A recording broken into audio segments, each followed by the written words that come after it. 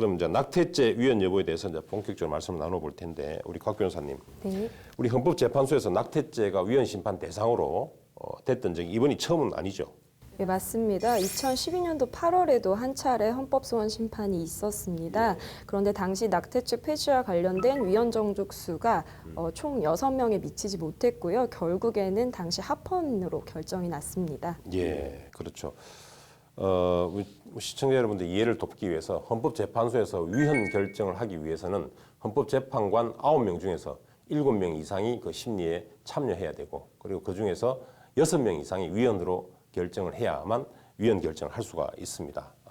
근데 왜 의문을 들 수 있는데 9명 중에서 절반 이상, 예컨대 5명이면 위헌이라고 판단해야 되지 않느냐라고 말씀하실 수 있습니다만 기본적으로 합헌이다라고 추정을 받습니다. 그래서 이 합헌을 추정받는 것을 깨고 위헌으로 다시 판단하기 위해서는 가중돼 있는 어떤 그 다수결이죠. 그래서 5명이 아니라 단순 과반수가 아니라 6명, 9명 중에 6명 이상이 위헌으로 판단해야만 위헌 결정을 할 수가 있도록 되어 있습니다.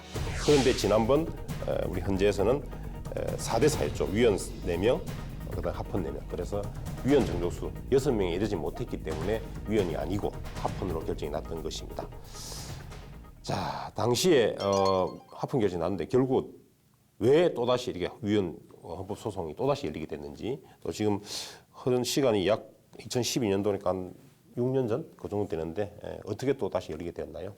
이번에 헌법소원이 열리게 된 것은 한 산부인과 의사 때문입니다. 이 의사를 A씨라고 한번 칭한다면 A씨 같은 경우에 2013년도 11월부터 2015년도 7월까지 총 69회에 걸쳐 인부의 촉탁 또는 승낙을 받아 낙태 시술을 했다라는 혐의로 기소가 되었습니다. 그런데 A씨가 1심 재판을 받던 중에 이 낙태죄와 관련된 조항이 위헌이다라면서 법원에 위헌 법률 심판 제청을 신청을 했고요.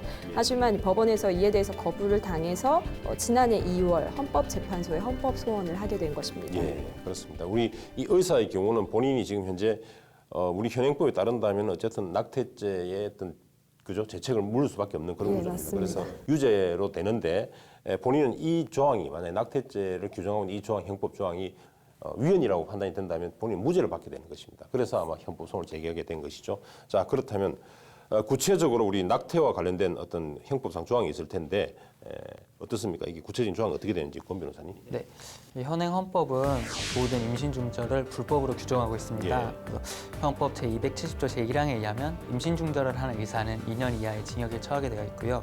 또 헌법 제269조 제1항에 의하면 낙태를 한 여성은 1년 이하의 징역 또는 200만 원 이하의 벌금형에 처하도록 되어 있습니다. 예, 그렇습니다. 낙태로 인해서 처벌받는 사람은 낙태를 하는 자기 낙태라고 하는 그 여성, 해당 여성도 처벌받고, 그다음에 여성의 동의나 부탁이나 승낙을 받고 낙태를 시술하게 되는 의료진이죠. 그러니까 의사 등도 처벌받게 되고요. 그리고 아무런 동의 없이 그냥 낙태하게 되는 이런 경우도 그죠?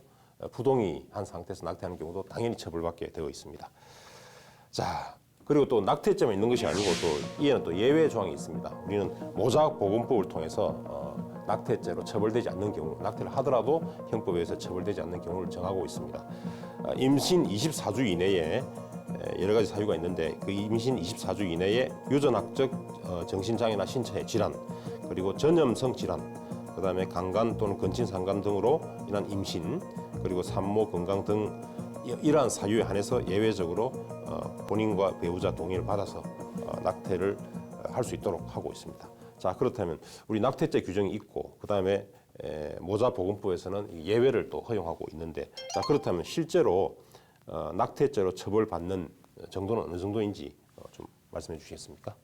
실제 현실적으로 기소돼서 처벌받는 케이스는 극소수라고 할 수 예. 있습니다. 아까 권 변호사님이 얘기를 해주셨지만 낙태죄 같은 경우에는 낙태 시술을 행한 그 산모 본인을 처벌하고 또 그 시술을 직접 행한 의료진을 처벌하도록 하고 있습니다. 그럼 결과적으로 그 시술에 참여한 두 당사자가 모두 처벌을 받는 구조이기 때문에 그렇죠. 두 사람 다 결국 그 사실을 뭐 수사기관에 자발적으로 이야기를 하거나 또는 그 시술 과정을 목격한 제3자가 그것을 뭐 고발을 하지 않는다면 결과적으로는 아무도 알 수 없는 구조이죠. 그렇기 때문에 실질적으로 처벌받는 게 오히려 더 드문 케이스입니다. 실제로 대검찰청은 법원에서 2014년 범죄 분석 자료를 내놓았는데요. 이것을 보면 낙태죄 발생 건수는 59건이었고요. 그중에 실제 기소된 경우는 15건 정도였습니다. 그래서 지금 낙태죄 폐지에 대해서 찬성한다라는 입장을 표하고 있는 여성가족부 같은 경우에는 실제 이런 의견을 내고 있습니다.